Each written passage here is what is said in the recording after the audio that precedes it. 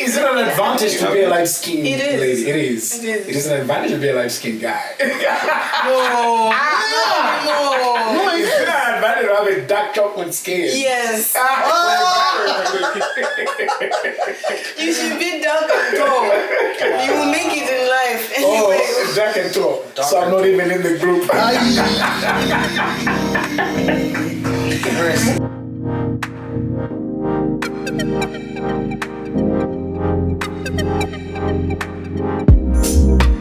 Welcome back to our channel. This is the DJ Lab Podcast. Just so you're checking this one for the first time, thank you so much for checking us out, and thank you for always being part of each and every episode. You want to keep getting those notifications? Click the like button and subscribe so that you don't miss out on each and every episode that's dropping on this channel. We're keeping it real, man. All things LOVE, all things entertainment, all things sport, and everything you're supposed to check out on the DJ Lab Podcast. Feels good to have me, a couple of guy and girl in the studios with me, and them smiles. Yo, man. Welcome to the podcast one more time. Good. I got me one so-called a writer. You know, growing up, I regularly haven't come across so many female writers, especially in Malawi. It's always been a male thing and stuff like that. Why you? Why? Yeah, why you? Like, I grew up reading books, you know, written by so, he's a male. So, he's a male. Like, coming across female writers is just maybe for the past 10, 15, maybe 10, 8 years or so. But then it's always interesting to see a female writer. Why you? What brought in the drive? I would say I've always been an overthinker. And growing up, there was a phase in my life where I was depressed and I didn't know how to let it out. Then I started writing in my diary. And the more I wrote, I started to realize that it wasn't only about me. I was able to also analyze the situations about me and I could write it down. And doing so, I found it like therapeutic. And I was like, what if I wrote a book so that other people can relate to it? Because I always believe that life is about sharing. Yes. So down to writing from a diary to translating it into a book. Yes. Keeping them secret sometimes. Because, okay, it's always been that thing where girls are always so very close when it comes to maybe having access to their diaries and stuff like that. You one of them? Yeah. Yeah, that sounds a little doubtful. Clement, you're a guy. Yeah, man. I'm not going to talk about you having a diary, but I know you got to your secrets and stuff like that. I do. Where you put them? Probably for me, I don't write, but they're always in my head. Those in your head. Always in my head. Why would I write? That's a good stuff. That's a good stuff. I'm not judging. Yeah, sure. We do not judge. Uh-huh. If you're a guy who writes, it's okay, it's cool. But for me, it's always in the head. And I have people like you that we can share a few things. So why write? All right. Yeah. How so challenging is it for a female to be a writer and maybe get to the level of letting out that kind of whole complete book and stuff like that, especially in a country like Malawi? It's tough. It's tough. But what's important, I feel like there's a saying that there's something about keep doing the right thing. When it's the right time, things will work out for you. All right. You just have to keep on doing what you're good at and keep on learning. Because sometimes you may be, let's say, a good writer, you can be a good artist, you can be a good footballer, and you may be doing the right things, but it seems like you're not going anywhere. So instead of focusing on what you're not achieving, focus on what you can do to get better in your craft. All right. Yes. What exactly were you writing that you didn't want people to see? That goes straight into your diary. Was it relationship? Was it a breakup? Was it a heartbreak? Was it you going like, no, mom, you should have done better, dad, you should have done better, sis? How you talk to me like that? What exactly was it? Now she's laughing. I got you on that one. Yo, what were you putting down? I used to be suicidal, actually. Yo. I was suicidal. And it was actually something to do with, I was raped when I was 6 years old. So when I started growing up, I had like a phase, PTSD and stuff. I didn't know how to handle it. I hadn't told my parents, I hadn't told anyone. So instead, it's like I was just crashing out. I would wake up on a day. It would feel okay, let's say in the morning. Then I remember what happened.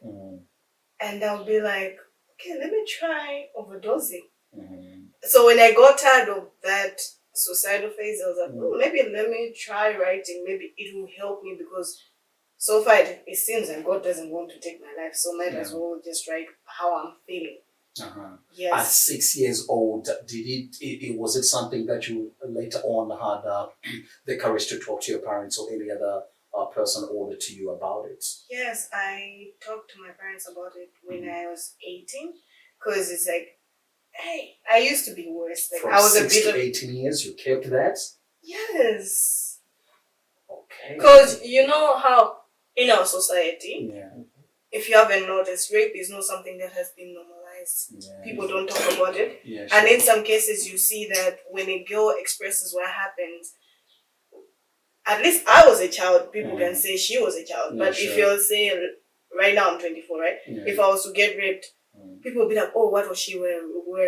What was she doing? I'm a fool, Jani. Topics like that, right? And because of that perception, you realize that we carry shame with us because now you don't know how to talk to people about it. You're like, what if I talk and they start to judge me? What if I talk and they misunderstood me?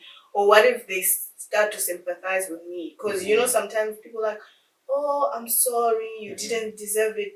And I believe that there's certain things that as a human being, you're aware, because I'm like, I was 6, obviously I didn't deserve it. But I don't need you to make me feel bad. Exactly. Sometimes you just need people to listen and take it as it is. Don't try to be like, oh, this, and that. Just try to listen to the person.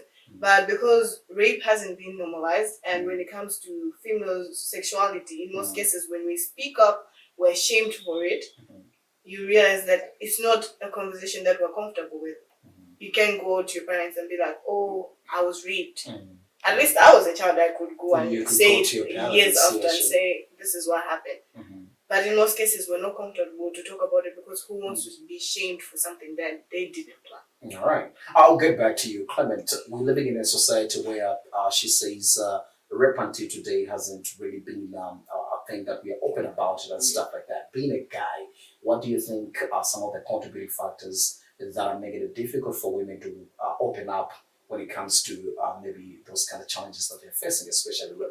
I feel like it's more of our culture, like because of our culture and traditions. That's why it's like that. Because to be honest, you'll find out that most of the people that have done that are our relatives, our uncles, our aunties, you know. And it's, for me, people might judge you, oh, why is a guy defending a girl like that or something like that? But it was also happening with guys before. It has happened before. For me, I might say, I think I almost got to that point because this girl was older than me. But I didn't think about it at the time as, oh, now I'm being done this. Until now, I realized later, oh, I was introduced in something like this before because of somebody. So indeed, our nation or our traditions are the ones that have, I think, covered that. So for people to come out and say, oh, I was raped, as you said, you'll find out that, oh, they'll start judging, oh, what was he wearing? But now let's look at 6 years old. What can we talk about? And imagine from 6 to 18. That's a long time. So how many are enduring something like that? You know, so it's something that I think it's an awareness that we have to bring out in our nation. You know, whereby our culture, we have to literally release it. I know people say, oh no, you're bringing in Western culture. It's not about Western culture, but what we're trying to do is establish people to come out. You know, as he said. Come on, man! Right now, sure. I know. I'm getting emotional about it. I want to find out when you talked to your parents about it. That was when you were 18. What steps were taken to see to it that maybe justice was signed? What was done by parents or any other person you spoke to? They were actually supportive. They apologized, and after that, I started therapy. Oh, okay. Sent to therapy, and they created an environment where my mom, my dad, and my stepmother were like, if you ever feel suicidal, because there was also a time where when I was sleeping, I couldn't sleep properly. It was that time where you have closed your eyes, but your mind is awake. So they were like, if you ever feel like talking, come to me. My whole family, my aunties, everyone was supportive. They were like, let's talk about it and how we can move forward, because there's nothing that we can do to change it, but there's something that we can do to move forward from it, and we learn. All right. Being a lady at 24 now, grown, knowing what to say, what not to say, and stuff like that. You've gone through the Philippines and stuff like that. What do you think is the biggest problem with my gender now? Because we still have rape cases. Mm-hmm. We still have rape cases, and you being somebody you experienced at the age of 6, like you literally knew nothing. And we still have cases where somebody in their 40s, they're sleeping with a 10-year-old girl and stuff like that. Very, very bad and disturbing. What do you think is a problem with my gender? I'm going to say my gender because I'm a man. Okay. What do you think? I want to hear it from you from a lady now. Okay, what do I think is a problem? Yes. So, in that matter, I actually wrote something about it. Fantastic. I feel like the big cause of it, even though we don't want to talk about it, is pornography. Okay. So, there's something, people say that what you feed the mind is what becomes normal. Yeah. So, it's like, for example, the first time that you try drinking alcohol, right? You have a hangover and you go like, oh, I'll never do it again. The second time you do it again, then it becomes normal. So that's the same thing. I feel like that's what happens when people are watching pornography.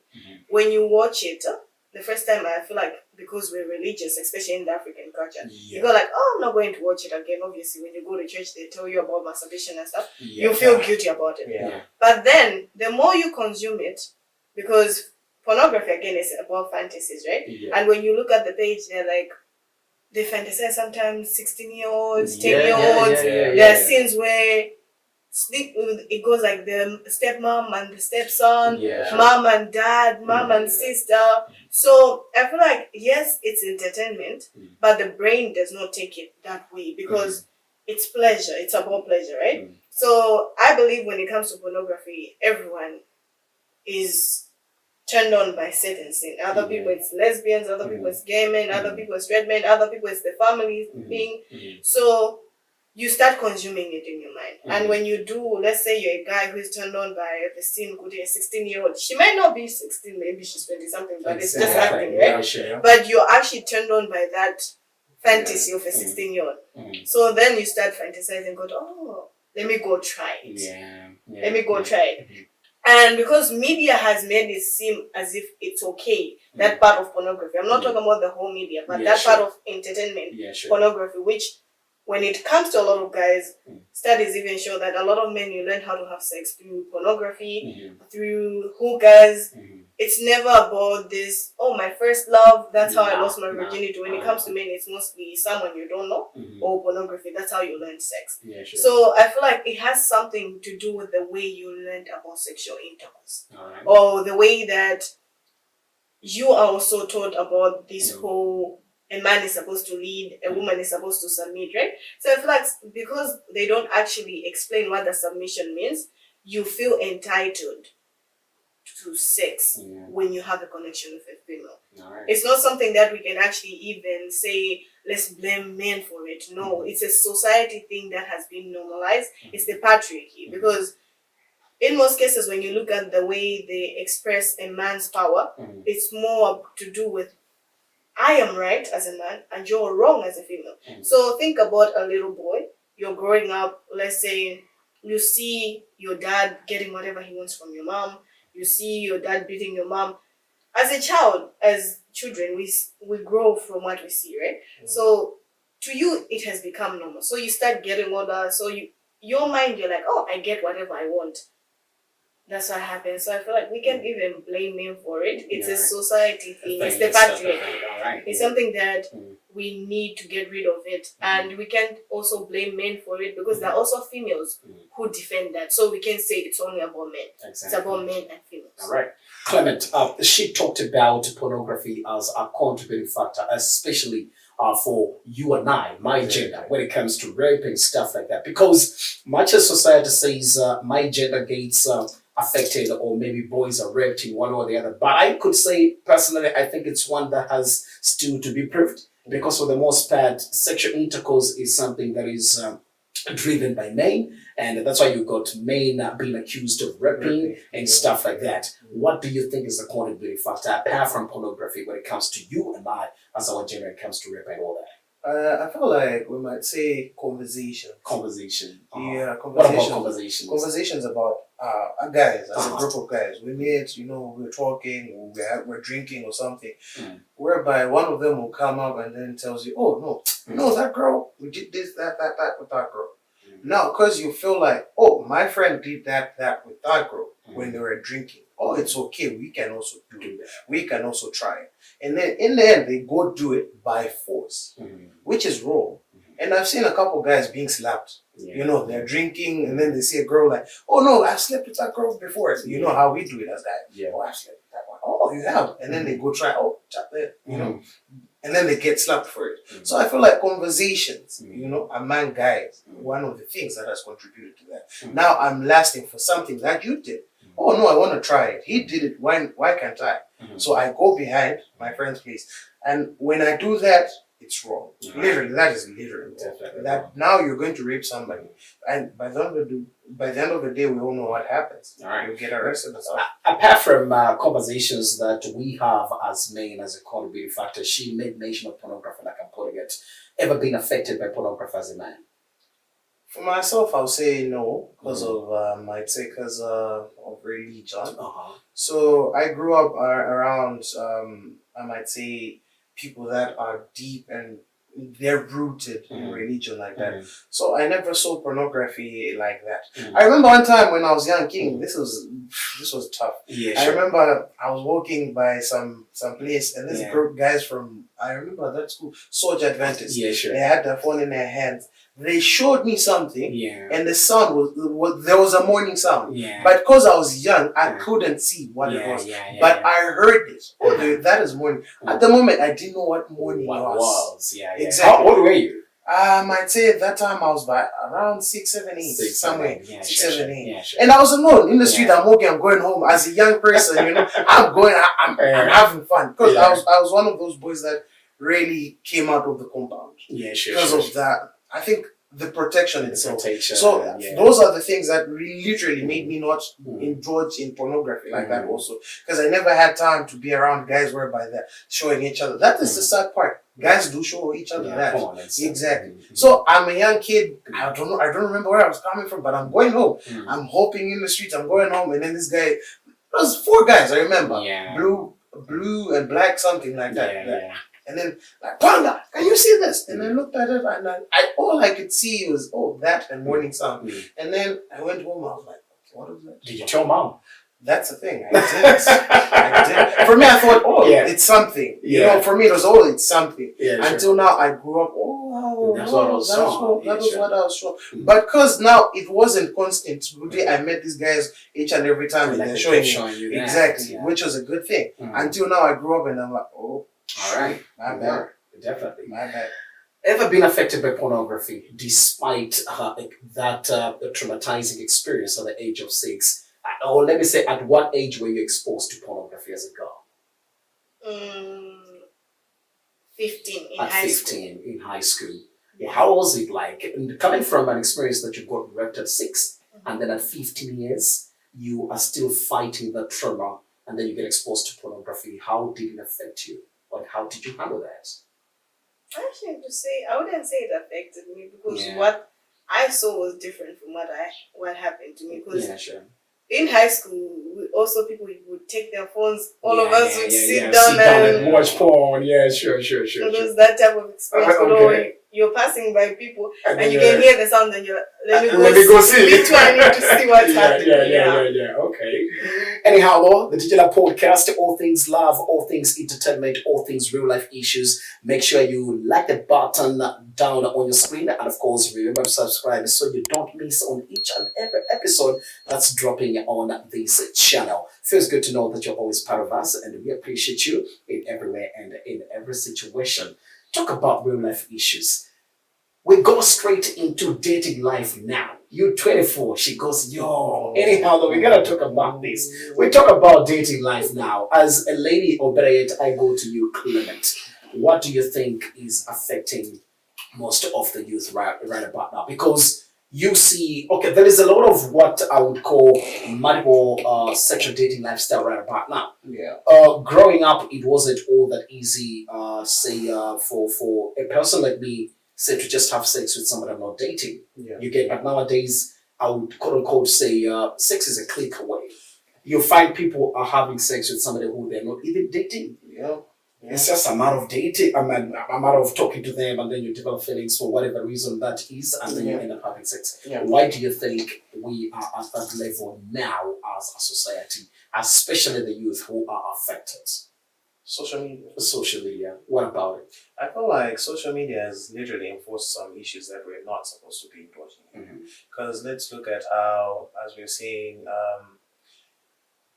you meet a person or you're talking to a person and you get casually talk to each other about sex, and it's something that we don't hide. In the text, it's something that we don't hide. Oh, I'm feeling this type of way. Oh no, I'm getting something for you. Oh, can we meet up? But when we meet up, what are we doing? Oh, I think then Netflix and chill, and then what happens? Netflix and chill, and then that happens. You have the cozy. Exactly. Being cozy, watching a movie, and then what next? A kissing scene happens, and then you're like, cuddling in summer. Here we are. By the end of the day, you find out we barely even ask each other, "Are you dating? Are you seeing anybody?" That has happened, and then you go behind, and then you're like, "Oh, that was nice," and then the other person tells you, "Oh, I'm seeing somebody," and then you're like, "Oh shoot." So what is it now? What's going to happen between us? And because maybe you perform nicely, we all know the performances. You never know. They're telling you, "Oh no, we're just going to keep it casual," and then on and on you keep on going, and then what happens? You guys are into a thing, and then we're hurting each other in that way, and then the other partner will find out, oh, she's cheating on me with this other part. And sadly, there's some people that are comfortable with being the side men or the side chicks, and which is bad. Like, come on. Do you believe in closeness bringing affection among the youth? Yeah, definitely. Have you been a victim of that? Anyway, so many times. Okay. And it's sad. It sucks because now when you get closer and you get intimate with this person, we're talking about emotional intimacy. We're not talking about the body side. No, emotional intimacy. And then when we get to that part is hindering us. Because now if I get so intimate with Mona Lisa, for example, what is going to happen next? Oh no, Mona, come over to my place. Oh Mona, can I come over to your place? And then what? That happens. Not forgetting that Mona is having somebody to talk to as well. So that closeness, yes, it is. It is a very, very big factor. All right, Mona, what do you think is the biggest problem that has brought sexual intercourse to be so close among the youth right now? I was just talking about how so easy it is to get sex right now. It's not all that tough. It's a click away. He's talked about social media. Apart from that, you being a lady, from a lady's perspective, what do you think is the biggest problem or the contributing factor? I believe it is culture, tradition, and the way we were raised, the environment that we grew in. And what I mean by this is, for example, if you grew up in a Christian family, right? They used to tell us that sex before marriage is a taboo. You shouldn't do it. Sex should happen after marriage, right? And as I'm getting older, I'm starting to understand why that's important, because if we're to have an honest conversation, not a conversation around emotions, because sometimes people get very emotional when they talk about relationships, right? You realize that there is no such a thing as commitment in dating. Dating, commitment belongs to marriage. It's the same way that the sex, the intimacy and everything, it belongs to marriage. But because we took dating as the shortest way to get sexual intercourse, even though we didn't get deep into it, realizing that, okay, for example, you see people, you can date someone for 6 years, you're having sex, you're going on trips, this and that, right? Then you break up, you go marry someone else. You get it? But you were dating, we would say, oh, but he was my boyfriend, she was my girlfriend, but you still break up, right? So I feel like people woke up and realized that, oh, we were just being used for sex. Yes, we had other advantages. Obviously, he would buy me stuff, he would take me out, but in a way, my emotions were being taken advantage of. So people just decided that if we're going to have sex, then why not be honest about it? Because even the sex that a lot of people have, from experiences, my own experiences, and I feel like other people can also relate to it, is sex has been made into a performative act rather than intimacy. And that's why guys, sometimes girls laugh, oh, ni manudos, she just sleeps there. Those type of conversations, right? Yeah. I mean, we've made them normal. We actually laugh about it, but when you realize when you actually have a deeper thought, when you reflect on it, you realize that there's nothing funny about it, because sex was meant to be about intimacy. It doesn't matter how many minutes you take, how many seconds you take. What matters is the moment, because I feel like when people are having sex, you're supposed to be in the moment.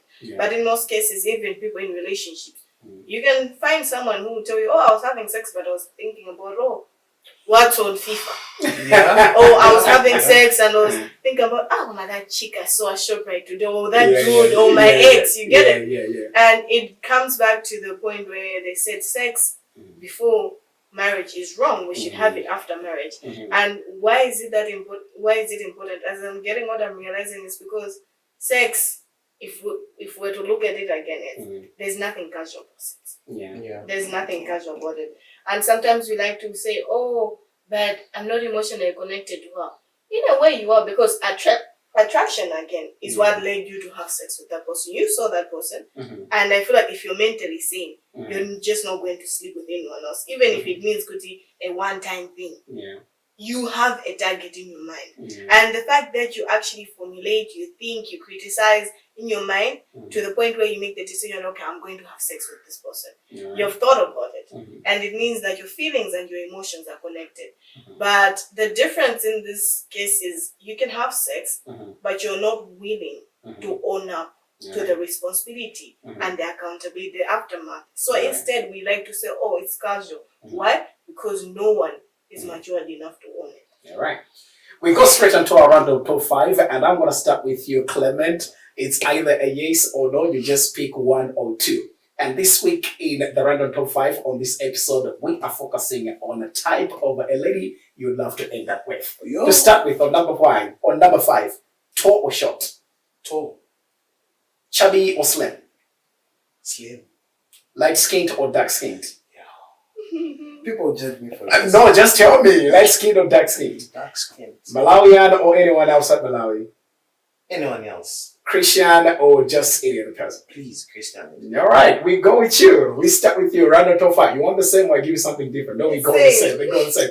Okay, they're not going to be similar questions though. But hey, she goes anyhow though. We start with you. Malawian or not Malawian? I feel like Malawian. My country people. You're sticking with my Malawian mate. All right, working business class or just any other entrepreneur? Working in business, no entrepreneur. Guys, you're out. Anyhow, tall or short? I don't mean. Dark skinned or light skinned? Sprinkle. No, I'm light skinned. I can't do light skinned. I saw that. That wasn't coming from deep down. I saw that coming. You saw that coming. All right. Anyhow, Christian or any other religion? Any other religion, we all worship the same God. All right. Okay. Thank you so much for coming through, and I appreciate you guys. And guys, this is how we come to the end of this episode of the DJ Love Show. Don't keep following the channel, liking it, and always subscribing so you don't miss out on each and every episode that's dropping. We love the rest of it. Let's go. Thank you so much, guys.